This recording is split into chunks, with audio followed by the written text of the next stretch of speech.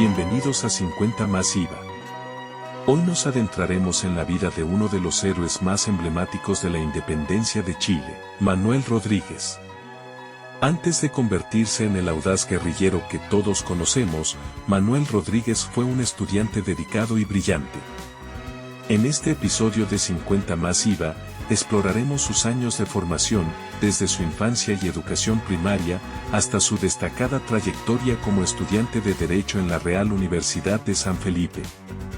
Acompáñanos, mientras descubrimos cómo estos primeros años moldearon al futuro patriota y líder revolucionario que tanto admiramos.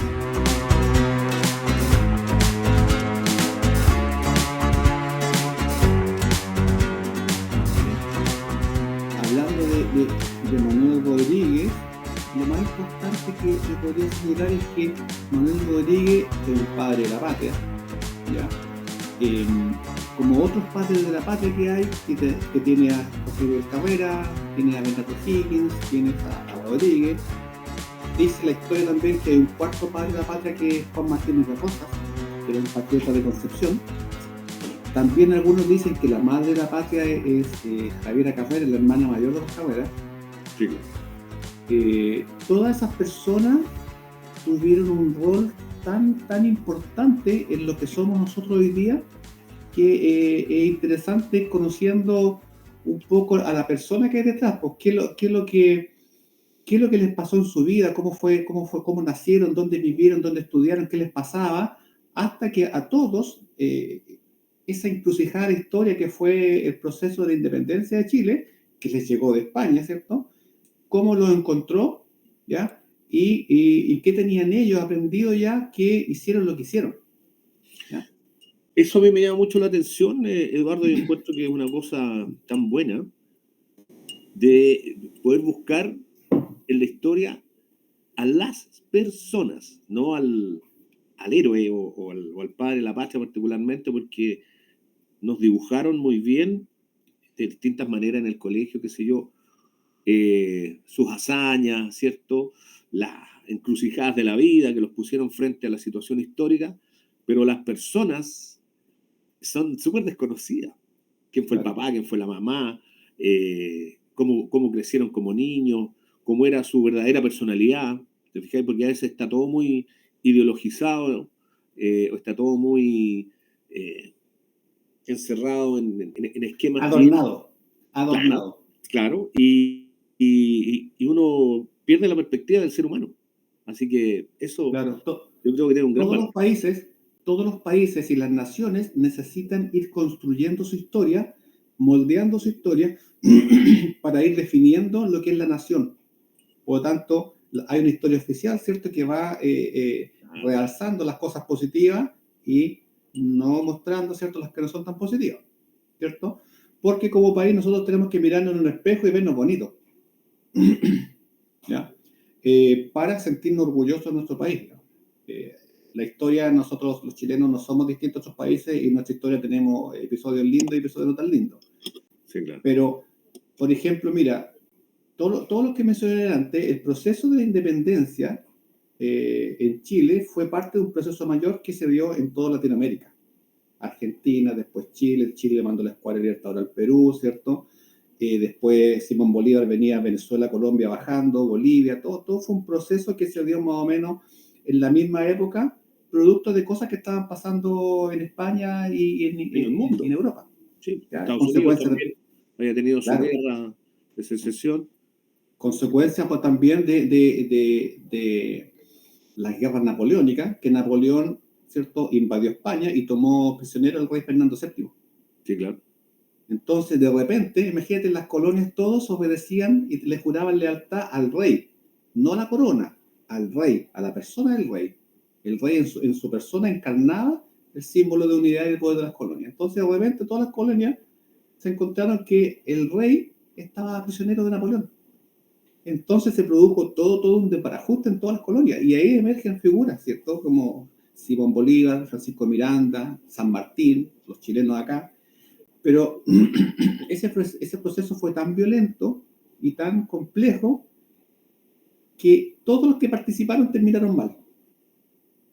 Manuel Rodríguez, sabemos que murió, lo mataron en Tiltil, Asesinado. después de que hizo toda la pega, claro, el pago de Chile. José Miguel Carrera, fusilado en Mendoza. Juan José Luis Carrera, fusilado en Mendoza. Javiera Carrera, que se fue al exilio con ellos, ¿ya? Ella nunca volvió a Chile hasta que O'Higgins se fue desterrado a Perú. En 1823, a O'Higgins, el Congreso, ¿cierto? La más alta familia le hacía mucha oposición y el hombre tuvo que... se estaba formando una guerra civil para derrocarlo. Y el hombre tuvo que aceptar e irse, renunciar e irse al destierro a Perú. Entonces terminó desterrado. ¿Cómo se llama esto? San Martín terminó al final sus días exiliado en Bélgica. El otro terminó en Italia. O sea, todos los que participaron, los grandes nombres que están en estatuas en las calles y cobran todos nuestros libertad, todos terminaron mal. Todos terminaron mal. Ninguno, ¿cómo se llama esto? Pudo ver, ¿cierto? Y disfrutar del reconocimiento por lo que hizo. Salvo después de muerto, la historia los puso en su lugar. Es súper trágico. Sí, sí, tienes toda la razón. Pero ¿sabes qué? A mí me llama más la atención todavía, Eduardo, mientras te escuchaba hablar, iba pensando, yo no tengo esos datos, no sé si tú. A mí me llama muchísimo la atención, me parece que es algo destacable y se olvida mucho, porque siempre cuando nos enseñaron en el colegio, yo me acuerdo del viejito Balar, que nos enseñaba, que adoraba él tanto su historia de Chile, que nos dictaba las 2 horas de clase, punto por punto, porque para él era un tema demasiado importante. Lo que me llama mucho la atención que te quiero decir, y son los datos que yo no tengo, son los datos demográficos en aquellos tiempos, que los que tenían conocimiento de lo que estaba pasando era un porcentaje mínimo de la población. Pues. Claro. O sea, era un grupo de los criollos que estaban en contra de los grandes poderosos del país, que estaban los españoles, los chapetones, creo que le decían, a los que eran descendientes directos, ¿cierto? Y claro, estaban los criollos de alta alcurnia. Claro, pero yo no sé qué porcentaje de la población eran ellos, los que realmente estuvieron entreverados ahí en todo este conflicto, porque el resto de la gente era un número. No sabía, el resto de la gente no sabía ni leer ni escribir. Exactamente. Efectivamente, todo se cortaba en Santiago, en torno al Palacio de Gobierno, y eso marca mucho también, la pregunta que tú estás haciendo, marca mucho cómo fue la infancia, ¿ya?, de Manuel Rodríguez. ¿Ya? Cómo fue la infancia, dónde nació, de qué clase social era, qué influencias tuvo. En ese tiempo había una clase dominante, que eran los españoles que habían nacido en España y habían llegado a Chile. Y ellos ocupaban los más altos cargos, el gobernador, los jueces de la Real Audiencia, que era la corte, la Real Audiencia de los que dictaban sentencias, los jueces. Todos eran españoles, y eran muy poquitos. Cuando los españoles que estaban en Chile tenían hijos, esos hijos, ¿ya?, también eran de la aristocracia y de la alta esfera, ¿cierto? Pero eran llamados criollos, ¿ya? Los criollos, los españoles, los criollos eran los que gobernaban Chile, ¿ya? Y después venían, ¿cierto?, los peones del campo, los indios, los mestizos, pero numéricamente eran mucho mayores, pero no tenían ningún poder y tampoco tenían mucha cultura. Y eso es súper importante porque Manuel Rodríguez, él es hijo de doña María Loreto Ordóiza, ¿ya?, que era una distinguida criolla, ¿ya? Era descendiente de españoles, ¿cierto? Y venía de un linaje y de una familia caudalada. Pero era viuda ella. Claro, ella estaba casada con un comerciante destacado también, pero enviudó. Y ella era un poquito mayor que el papá de Manuel, que él era Carlos Rodríguez, que él era un peruano, que era tenedor de libros, lo que hoy día se llama un contador. Y él trabajaba en la aduana de Arequipa. Entonces, en el virreinato del Perú en Lima, lo destinan a la aduana acá en Chile. Entonces, él llega a Chile a trabajar en la aduana. ¿En Valparaíso o en Santiago? Santiago. Había una aduana en Santiago, ¿ya? ¿Y cómo se llama esto? Él era un funcionario, no era criollo, no era de la aristocracia, era un funcionario. pero el hombre era muy culto, muy religioso, muy estudioso y llevaba una vida muy ordenada. Y él se casa con doña María Loreto, que ya tenía un hijo de su primer matrimonio, y forman una familia y ellos viven en la casa que heredó la viuda, doña María Loreto, que estaba en Agustinas con Morandé, donde hoy día está el edificio, en la esquina donde hoy día está el edificio del Banco Central. Pleno centro. Ahí es claro, porque esa casa la había heredado la señora y el problema que tenía es que si bien había heredado esa casa y algunas cosas, no tenía liquidez, porque era el marido el que generaba, pues, ella no, pues así era en ese tiempo la mujer Sí, no claro. trabajaba fuera de la casa y las reglas eran distintas a las que son hoy día. Entonces, ahí Manuel Rodríguez, él nació en 1785, perdón, y su familia siempre se codeó con gente de la aristocracia sin tener ellos los medios económicos para llevarle el ritmo. Pero ellos eran vecinos directos de los Carreras, que eran de los más pudientes, po. Claro, Vivían en por la lo casa al lado. mismo, exactamente, ellos estaban en la casa al lado estaba la familia de los Cabrera, que en ese tiempo la familia de los Cabrera era una familia muy aristócrata, una de las familias más poderosas y más ricas de Chile. Ellos tenían una hacienda en el monte de Camino a Melipilla, Peñaflor Sí, por el monte, ubico ellos perfectamente. eran dueños de todo eso.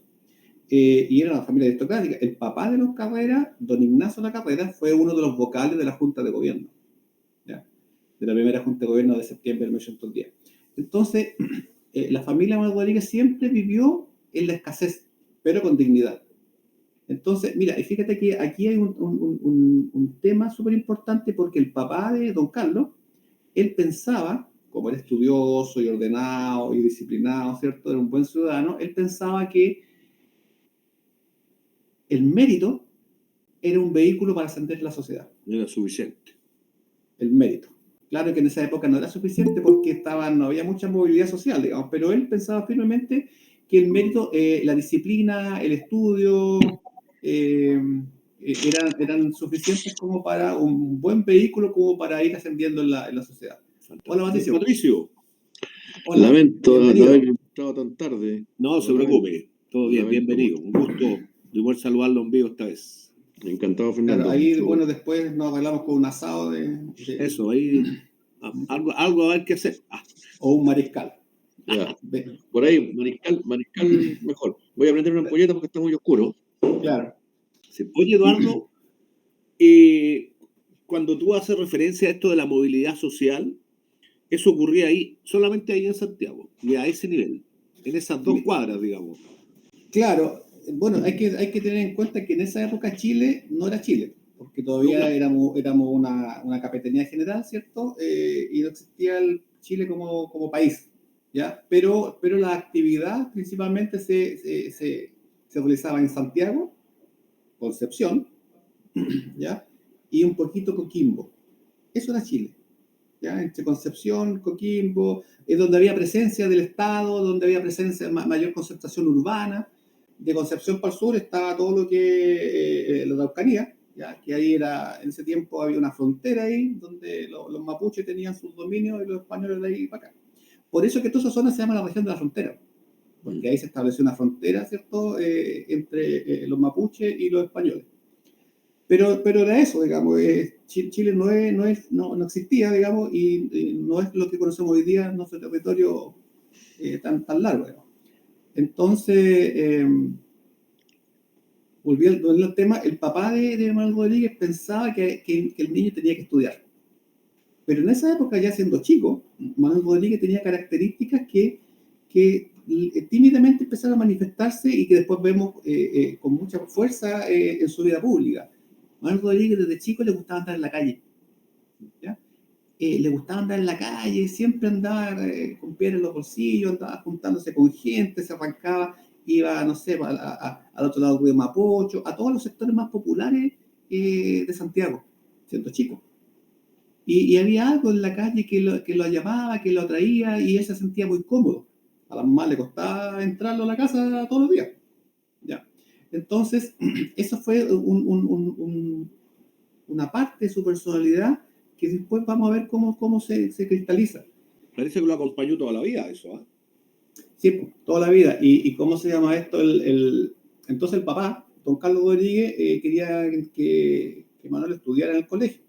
Pero en ese tiempo no había una oferta de liceos, colegios como hoy día, no es como la conocemos. Después de que los jesuitas fueron expulsados de América, quedó un único colegio en Santiago que se llamaba Convictorio Carolino. Uno solo.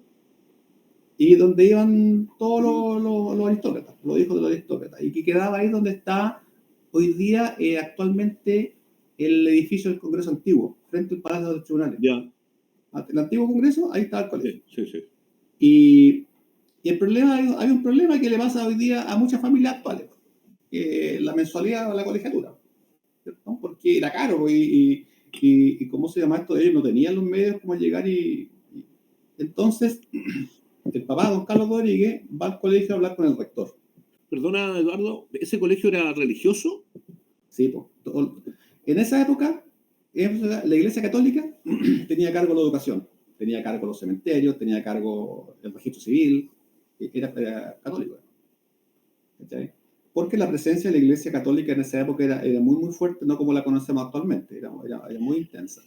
Exactamente, Entonces, perdona Eduardo, sí, eran registros de bautismo, porque el registro civil todavía no existía. Eran claro. las pilas bautismales, los libros que tenían las iglesias, las capillas, donde estaban registrados todos los nacimientos, hijo de quién, etcétera. Pero no, registro civil todavía no. Claro. Y las defunciones también También.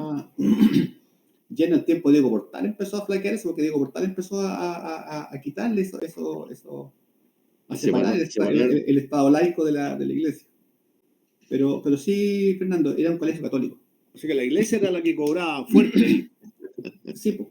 Sí, po. Y ese colegio, bueno, como te decía, no estaba al alcance económico del papá de Manuel Rodríguez. Por tanto, él va a conversar con el rector y le pide si hay una beca. Si hay una beca para que Manuel entre. ¿Y existían becas? Sí, pues, existían las becas y había 4 becas. ¿Ya? Había 4 becas y las becas en ese tiempo las daban los chapetones, que eran los españoles, digamos, instalados en Chile, que para congraciarse, ¿cierto?, con la sociedad ponían plata y otorgaban becas. Pero cuando fue en esa oportunidad estaban todas otorgadas. Así que no pudo entrar Manuel Rodríguez con una beca y el papá se va muy frustrado para la casa. Pero, como el hombre tenía claramente definido que el mérito, el estudio y el esfuerzo eran el vehículo para ascender, al año siguiente vuelve. En el otoño siguiente, vuelve al colegio. Y ahí finalmente logra que le otorguen una beca a Manuel y una beca que se llamaba la beca de indigencia. Ese era el nombre. Porque en ese tiempo las cosas se decían por su nombre. ¿Ya? ¿Ya? No se lo adornaba con el ladito así para no herir a nadie. Era una beca de indigencia. Oye, Eduardo, disculpa, pero fíjate que aquí encontramos un bonito paralelo entre Rodríguez y Arturo Prat. Claro. Porque Prat entra a la escuela naval con una beca, entra por una provincia del sur, por allá de Cautín, no sé dónde, que lo becan también, porque tampoco tenía la capacidad doña Rosario de pagar lo que significaba la escuela naval. Exactamente, y qué importante es entender que la educación efectivamente es un vehículo. Oye, pero y la educación va asociada al mérito y al esfuerzo. Esos valores. Eduardo, ¿sí? tú dijiste al año siguiente, pero no entró con una beca de las que tú mencionaste antes. No. Una beca de indigencia. O sea, las otras ya las habían dado también. Claro, pero o sea, yo esto lo cuento yo como una novela, pero en rigor hay un registro histórico, ¿cierto? Están las actas del colegio, pero yo lo cuento un poquito más coloquial para darle un poco más de entretenido. Pero fue el año siguiente, efectivamente, le otorgaron una beca llamada beca de indigencia y finalmente Manuel Rodríguez entra al colegio. Y en el colegio se encuentra con su vecino, que es José Miguel Carrera. Y desde chico ellos se hicieron muy amigos, se hicieron muy compinches. ¿Ya? Una por la cercanía de las casas, ¿cierto? Y además que eran compañeros de curso, porque Carrera nació en el mismo año, eran contemporáneos. Y empezó su vida en el colegio. Y cabe destacar que ese colegio No es como los colegios que conocemos hoy día, ¿ya? No es como hoy día. En ese tiempo, ese colegio eran súper, súper severos. ¿Ya? Los cabros se levantaban a las 6:30 de la mañana, con escarcha en el invierno, a rezar, a estudiar, rezar, estudiar, almorzar, rezar, estudiar, rezar, rezar, rezar. De lunes a viernes y los sábados también. Entonces era una vida, era entre un regimiento y un convento. ¿Ya? Imagínate tener en ese sistema a puros cabros chicos adolescentes, niños en ese sistema. Imagínate toda la energía vital contenida en esa olla de presión. Y ahí en ese colegio, Manuel Rodríguez le pasaron varias cosas. Primero que todo, el niño era muy inteligente y sacaba muy buenas notas. Independiente que su origen, ¿cierto? Además que su papá, don Carlos, tenía muchos libros en la casa, era un ávido lector. Y es sabido que en una casa donde hay libros, ¿ya? Al niño le va mejor en el colegio que en una casa donde no hay libros. Eso hasta el día de hoy está demostrado. Me han contado. Y era muy, ¿cómo se llama? Leía muy bien las notas. Tenía excelentes calificaciones y había debates y él debatía bien, ¿cierto? De hecho, algunos profesores pensaban que iba a seguir la carrera de letras, literatura. El cabrón leía muy bien. Pero también en ese colegio se reflejaban la sociedad. Porque ocurría que mientras había algunos alumnos que tenían privilegios por sobre otros alumnos. Entonces, aquellos alumnos que eran hijos de españoles tenían privilegios dentro del colegio por sobre los que no eran hijos españoles. Y así la misma escala social de afuera se replicaba adentro. Entonces, eso te quería preguntar yo, Eduardo. O sea, yo me imagino, ¿eh? No he leído mucho yo esa parte, pero si no hubiera sido por su compadre Carrera, a lo mejor no lo habría pasado también, porque si estaban todos estos hijos de los más ricos españoles y qué sé yo, y este cabro estaba ahí por una beca de indigencia, o sea, lo habían admirado como la grasa de gallo, como se dice. Sí, po. Y en ese tiempo existía el bullying. Entonces, claro, no es como ahora que es distinto, digamos, pero en ese tiempo existía el bullying. Entonces, Rodríguez, ¿qué es lo que hacía? Se sacaba muy buenas notas, ¿cierto? No tenía ningún privilegio y siempre él se la ingeniaba para escaparse. Entonces, porque era un internado. Entonces, él salía igual, llegaba a la chimba, se daba su vuelta con sus amigos de la calle y volvía al colegio. ¿Ya? Siempre se la arreglaba nunca perdió ese vínculo con la calle, no obstante estaba en este submundo pequeño, digamos, de una élite. Pero ¿de qué edad estamos hablando, oye? ¿Qué edad tendría este pajarito? Él entró como a los 10 años y salió como a los 17. Y salió como a los 17 del colegio, 16 por ahí. Sí, eran muy jóvenes, además que el colegio era más corto, la universidad era más corta, todo era más corto. Hoy día la universidad, las carreras son eternas, ¿cachai? Que eso es bueno. Sí, claro. Para algunos, digamos, no para otros más, pero. Entonces, él era chico y además el colegio, como era tan severo, los castigos eran heavy, o sea, cuando se portaban mal le dan latigazo, ¿ya? Y había un cepo. El castigo más severo era el cepo. Sí. El cepo es esa máquina de tortura que se abre una cuestión y meter la cabeza y se cierra y te dejan ahí amarrado. Entonces, a Manuel Rodríguez le pasaban cosas ahí porque había, por ejemplo, una costumbre que hoy día si la miramos, yo me acuerdo que en el colegio nosotros igual la hacíamos, que eran las capoteras. Las capoteras. Entonces, por ejemplo, cuando consideraban que algún alumno era muy patero con el profe o lo que sea, iban entre todos, se juntaban, le hacían un encerrón y le daban una capotera. ¿Ya? Cosa que hoy día la consideramos bullying, que es mal vista, pero yo me acuerdo que en el colegio igual le daban capotera. Sí, nadie salió traumado. Nosotros tuvimos un traidor en el colegio, entonces, en la aplicación. Entonces, ese era muy común. Entonces, a Manuel Rodríguez se le fue de alguna manera metiendo en su cabeza que había personas que tenían privilegios y que estaban relacionados con España. ¿Ya? Por ser español o hijo de español tenían privilegios que otros no tenían y que los cuales no lo tenía. Pero él tenía el mérito y tenía toda la capacidad para sacarse buenas notas. Entonces ahí se va formando una disonancia. Y en una oportunidad, y esto marca mucho lo que viene después, en una oportunidad, José Miguel Carrera hizo alguna babasada y lo castigaron con el cepo. Lo mandaron al cepo, Carrera. Poco. Siendo cabro chico, no sé, tendría 15 años, era chico. y lo castigaron en cepo. Entonces, como eran amigos, Manuel Rodríguez, dando muestras a temprana edad del coraje y la valentía que tenía, en la noche hizo una operación ahí de guerrilla dentro del colegio y fue donde Carrera y lo soltó, lo liberó del cepo. Y Carrera se fugó del colegio y nunca volvió al colegio. Nunca.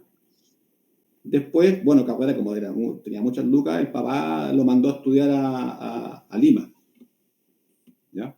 Y después de Lima, él después se fue a España, Carrera, siendo 18 años.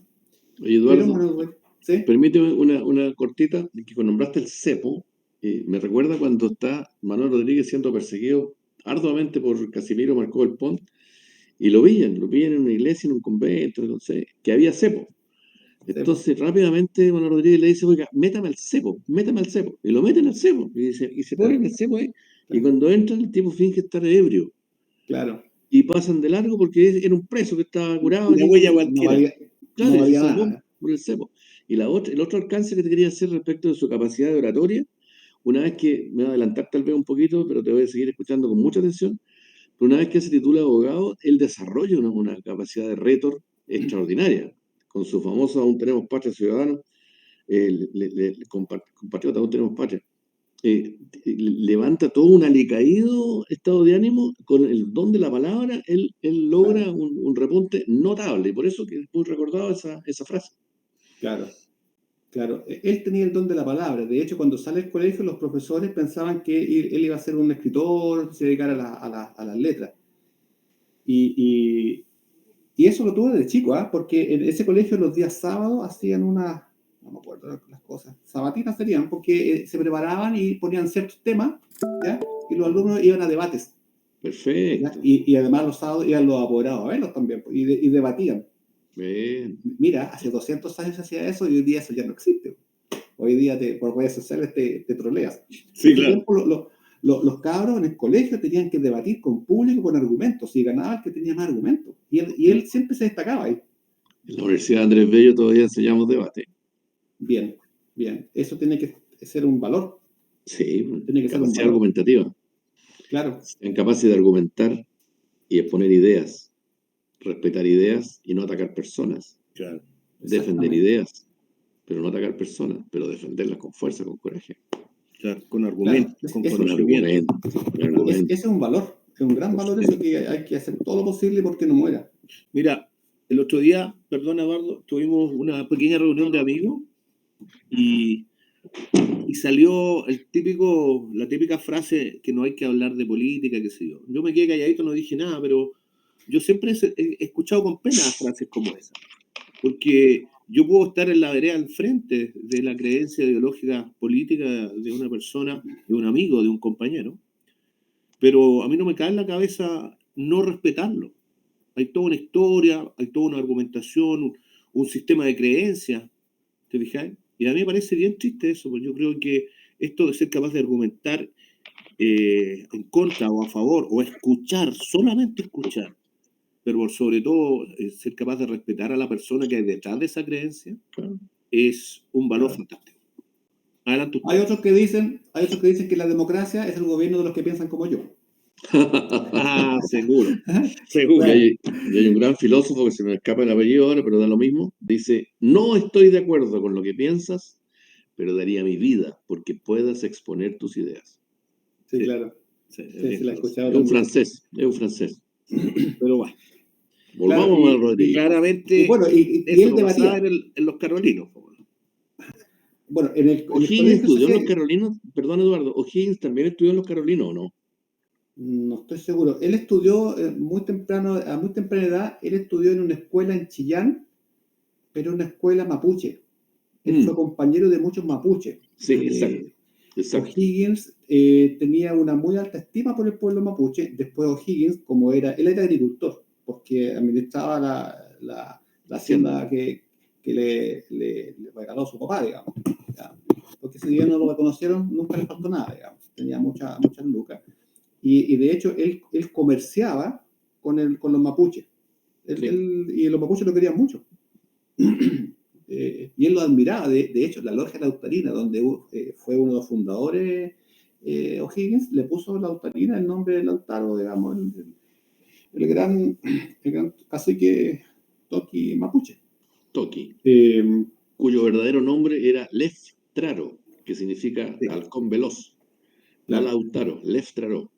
Claro, yo solo me enteré por una vez que vi al Bombo Fica en el festival de Guaso Olmué. Él dijo esa. Y es verdad, y es así. No, sí, sí, claro. Y como Perdona. te decía, Manuel Rodríguez, como te decía, ya le va bien y ahí se fue gestando, ¿cierto?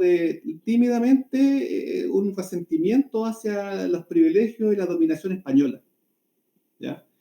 Y finalmente él sale del colegio. Sale del colegio, siendo muy caro, 15, 16, no sé, no me acuerdo la exacta, y él decide, siguiendo los pasos de su papá, ¿ya? Él decide estudiar bachillerato en leyes en la Real Universidad de San Felipe. De San Felipe. No es que la universidad sea de San Felipe, sino que era por el rey Felipe, que era el patrono de la universidad.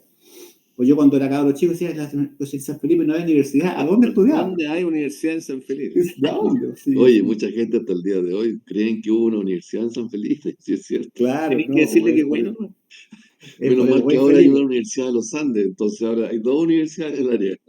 Claro, es que cuando uno es chico, te pasan en el colegio la historia y uno repite como loro, pero no entiende, No no aterriza entiende el las cosas, contexto. no. Oye, y fíjate que a esta altura todavía no llega a 1810, pero estamos cerca, pero Manuel Rodríguez, él estaba preocupado de conseguir empleo, porque él tenía que ganarse la vida, no tenía una hacienda como carrera, él tenía que trabajar porque cuando tu papá te dice lo único que te va a dejar es la educación, significa que estás liquidado. Tenés que trabajar. Entonces, y eso le pasó a él. Entonces él entró a la universidad a estudiar el bachillerato en leyes y como era su costumbre, empezó a destacarse. Empezó a destacarse porque el hombre, y en ese tiempo la oratoria, ¿cierto? Y la capacidad para las letras, se empezó a destacar y le empezó a ir muy bien. Le empezó a ir muy bien. Pero en la universidad ya estaba más pronto el tema de 1810 y en el aire ya se empezaban a sentir en el aire las ideas de la ilustración, ¿ya? La idea de la ilustración, ¿cierto? Ese movimiento en Europa que hablaba de la justicia, la igualdad, la república, la fraternidad y todos los ideales de la libertad, que eran súper disonantes, porque nosotros estábamos, ¿cierto? Éramos una colonia del rey de España, pero ya empezaban tímidamente a venir en los barcos, ¿cierto? Revistas, libros, ¿cierto? Con esa idea, tímidamente. De Norteamérica también llega influencia. Claro, claro, piensa que la revolución, o sea, la independencia de Estados Unidos fue 1776. La guerra fue en el 76. 76, sí. Ahí, 1776. Claro, sí, Entonces ya fue un empiezan a poquito llegar. Claro, y fue un poquito antes de la Revolución Francesa, ¿ya? Y todo eso empezó a llegar, pues, empezó a llegar información. Entonces, tímidamente en Santiago había algunos intelectuales en Santiago, ¿ya? Que tímidamente y secretamente empezaban a hablar de esta idea. Entonces, cada vez que llegaba información de la metrópoli, de Madrid, cuando llegaban los libros, las cartas, se juntaban en lo que se llamaban las peñas, ¿ya? Y las peñas era que había harto vino, ¿cierto? Hartas velas, harto vino, harto tabaco, unos causeos, y se ponían a conversar en torno, y siempre había un intelectual ahí que empezaron a conversar en torno de estas ideas. Entonces, Manuel Rodríguez era un asiduo asistente, digamos, a estas peñas, porque eso le empezó a hacer sentido. Y además que también intelectualmente era muy ávido. Criollos eran todo esto, ¿no? Claro, claro, y se empezó a formar ese movimiento que era muy clandestino, no era bien visto por el gobernador García y los españoles que estaban gobernando Chile, porque es una semilla de insurrección, pues, Exactamente. de emancipación. Entonces, en los periodos de la universidad, entre que sacaba buenas estudiaba y asistía a estas peñas. Entonces, cuando llegó el momento él se tituló, él terminó su carrera de bachiller en leyes con muy buenas notas. Entonces, de ahí se vio enfrascado a la labor de trabajar, pues. Ya tenía ya tenía su título, pero él lo que hizo, él quiso postular a ser profesor en la universidad. ¿Ya? Él quería ser profesor de cátedra en la misma universidad y además tenía todos los méritos, pues, sí, el hombre sabía harto. Pero nunca pudo. Y ahí empezaron a pasarle cosas que finalmente formaron el patriota que nosotros conocemos. Porque ahí chocó y se destruyó su concepto del mérito y chocó con los privilegios de unas élites. Pero chocó así de un golpe, pero seco en la cara. ¿Por qué? Porque resulta que cuando el proceso de postulación para ser profesor de cátedra, ¿ya? Se llamaba, o sea, el proceso había que postular, ¿ya? Y te daban una prueba y competías con otros candidatos. Entonces, el proceso, había una comisión, tú llegabas y había un libro de varias materias y tú abrías al azar una página, ¿ya? De cada libro y escogías una. Y al día siguiente, de esa que aleatoriamente, por la suerte, te tocó, tú tenías que disertar y los profesores te iban ahí instaurando. Entonces, cuando él lo hizo, nunca ganó. Lo hizo como 3 veces ese proceso, que se llamaba picar puntos. Para oponerse a una cátedra se llamaba. Picar puntos porque picaban el libro y para oponerse, para postular a una cátedra. Nunca ganó. Y siempre ganaban aquellos que eran de familia ya de aristocrática y que eran de la cocina, ¿no? Los que estaban arriba, de una élite. ¿Por qué? Porque el ser profesor también era un cargo de privilegio, Claro. ¿ya? Y todos los privilegios estaban asociados a la corona española, que eran las que a dedo decían tú sí, tú no. ¿Ya? Entonces, evidente que haya caído en la insurrección, él no tenía Claro. camino. Entonces, Y él se además, dio cuenta. disculpa, Eduardo, es que además el ser profesor significaba tener capacidad para influir en la mente de cohortes de jóvenes. Justamente. Entonces Claro. era generar todo un grupo humano que posteriormente iba a participar en el movimiento independentista. Entonces era peligroso Claro. un patriota o alguien con ideas de estas peñas, Claro. de estas tertulias también, que llegara al cargo de profesor. Claro, porque además el gobernador García, el español el García, que era el gobernador en Chile, además era el vicepatrono de la universidad, ¿ya? Porque era una universidad, ¿cierto?, del rey, ¿ya? Era vicepatrono de la universidad. Entonces, él además tenía un conjunto de espías siempre en Santiago y ya tenían antecedentes que Manuel Rodríguez andaba metido hasta... Eso te quería preguntar yo, ¿lo tenían identificado a él como un Sí, personaje? A esa altura ya se Disidente. sabía que él no tenía una actitud tan así como lo conocemos después, pero ya sabían que el hombre andaba mezclado en ese ambiente. Entonces, como dice Patricio, también es imposible otorgarle cierto un espacio de poder, de influencia a alguien que te puede, sobre todo una carrera, digamos, que tiene que ver con las leyes, con el orden, ¿cierto? La institucionalidad. Entonces era peligroso. Entonces, Las cartas. él finalmente no logra ser profesor y tenía que trabajar y necesitaba las lucas. Entonces, además, después también había, una cosa era hacer bachiller en leyes y después venía el grado de doctor en leyes. El grado de doctor en leyes te permitía litigar. Y eran los más destacados los que estaban ahí. Entonces, el tema era que para ser doctorado en leyes tenías que comprar el grado. Se compraba. Y costaba hasta plata. Entonces, él decía, ya, si no puedo ser profesor, quiero litigar, entonces tengo que ser doctor en leyes. ¿Ya? Se compraba la borla. Y la borla es el cosito que está colgando aquí en el pomponcito. Entonces se llamaba comprar la borla. Y valía plata. Y él no la tenía.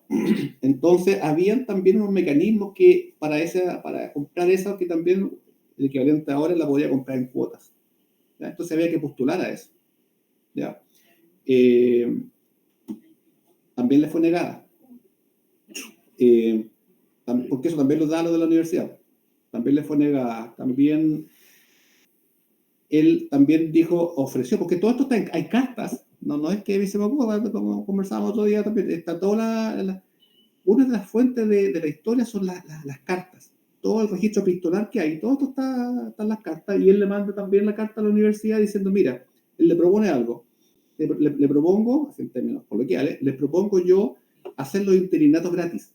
Es decir, cada vez que un profesor falte, ¿ya? Yo reemplazo al profesor, llamo a las clases, los reemplazos y no me paguen. No me paguen, sino que esa plata póngala a cuenta de lo que yo tengo que pagar por la bola.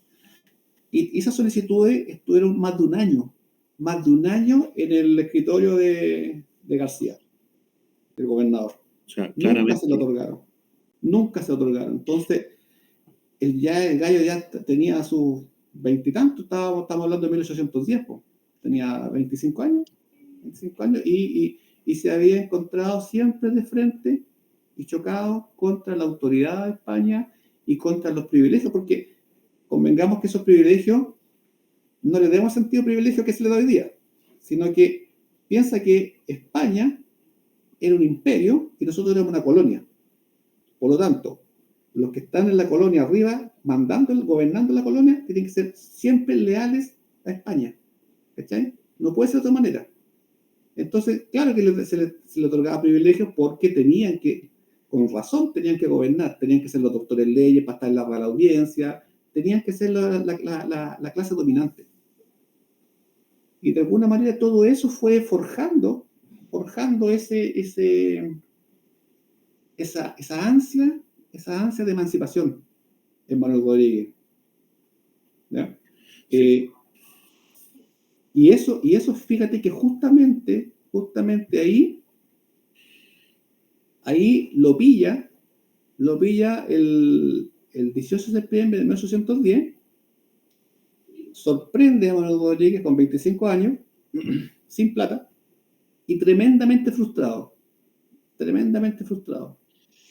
¿Por qué? Porque no puede, ¿cierto? No puede lograr su cometido.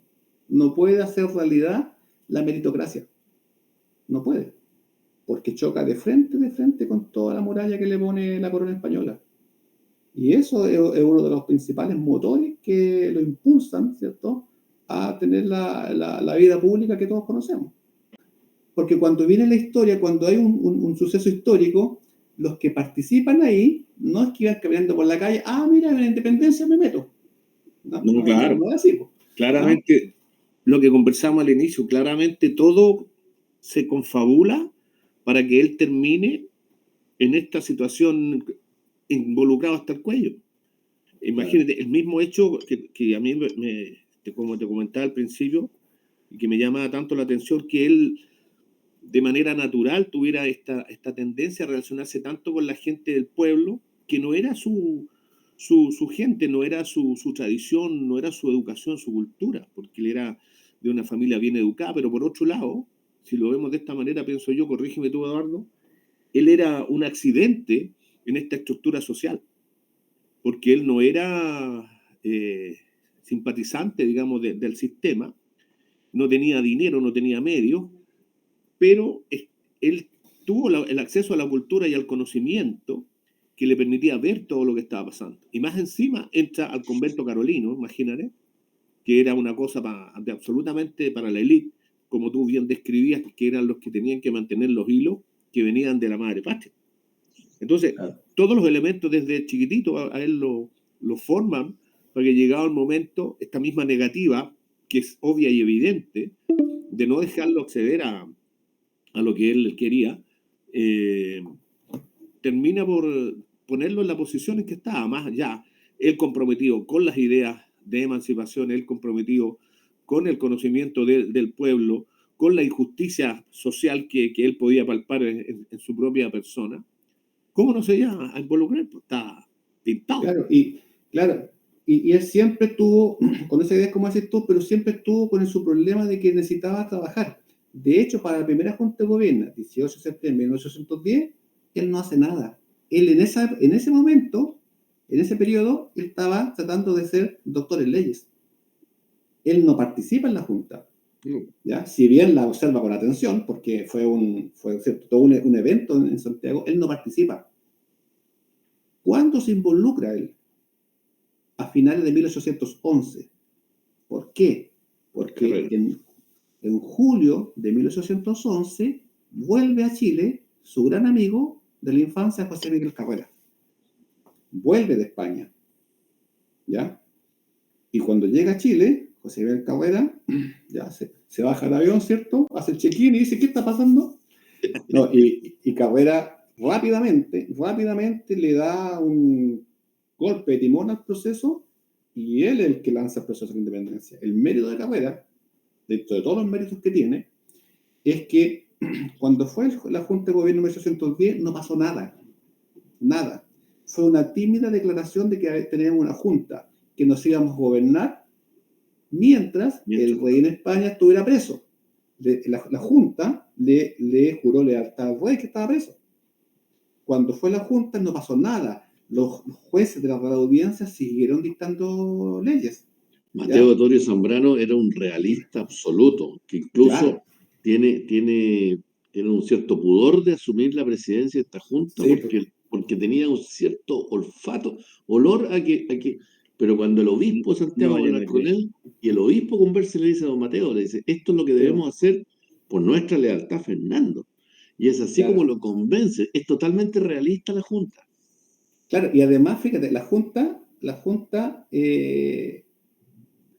los 5 vocales de la Junta, los miembros, obedecen ya a una repartición del poder. Mateo de Zambrano era el representante del rey. Había uno que era representante de la Iglesia Católica. ¿Ya? Don Ignacio La Carrera, ¿ya?, era el representante de los criollos de Santiago. Martínez de Rosa era el representante de los criollos de Concepción. Entonces estaba representada un representante del rey, ¿cierto?, de la iglesia y de la aristocracia. Lo que hoy día se llama la cocina. Esa fue la primera cocina, pues. Pero lo importante es que los criollos comienzan a aparecer, porque los peninsulares eran los que tenían el poder. Sí, claro. Los criollos eran de segundo nivel. Entonces aquí ya aparecen representados los criollos. Entonces, por eso don Mateo dice, bueno, pero yo voy a tener que interlocutar con representantes de criollos. Entonces ya había un descenso del poder hacia los que nacían en esta tierra y no eran de la península. Es súper importante destacar que ¿por qué se hace una junta? Porque resulta que, ¿qué es lo que pasó en España? Cuando Napoleón invade España y toma al rey Felipe, lo toma, ¿cómo se llama esto? Al rey Fernando, digamos, lo toma preso. En España, imagínate que era una hecatombe, porque en España era un imperio. Entonces, ¿qué pasó? ¿Qué se pasó? En Cádiz y en Sevilla se formaron juntas. Exacto. Las juntas decían, mira, la junta es para organizarnos y autogobernarnos, porque como el poder está en la persona del rey, y el rey al estar preso, entonces el poder se devuelve al pueblo. Y el pueblo nos vamos a organizar en juntas, ya, para gobernarnos por mientras, hasta que el rey sea liberado. ¿Ya? Y había una junta que era la Junta de Cádiz, que era la que se encargó de seguir controlando a las colonias, ¿ya? Pero la Junta de Cádiz también informó a las colonias que una junta era una forma saludable de gobierno mientras el rey estaba preso. Por eso que en Chile y en muchas otras colonias se hicieron juntas. Es por eso, ¿ya? Porque era una forma que copiada de lo que estaban haciendo los españoles con su rey, nosotros en América íbamos a hacer lo mismo, ¿ya? Entonces, aquí en Chile se hizo la junta y la junta la llamó el Cabildo. El Cabildo era una institución que era la que reunía a los ciudadanos ilustres, ¿ya?, que eran la aristocracia, los criollos, ¿ya?, y que defendía los intereses de los criollos. Entonces, ahí se llamó un cabildo abierto, es decir, de estos miembros permanentes, además se invitó a 400 miembros notables. Y se juntaron. Y ellos dijeron, junta queremos, y se hizo una junta. Y se nombró estos 5 vocales. Uno de ellos era el papá de Carrera. Sí. Entonces, esta junta no cambió nada, le siguió jurando lealtad al rey, ¿cierto? A nadie le pasó nada.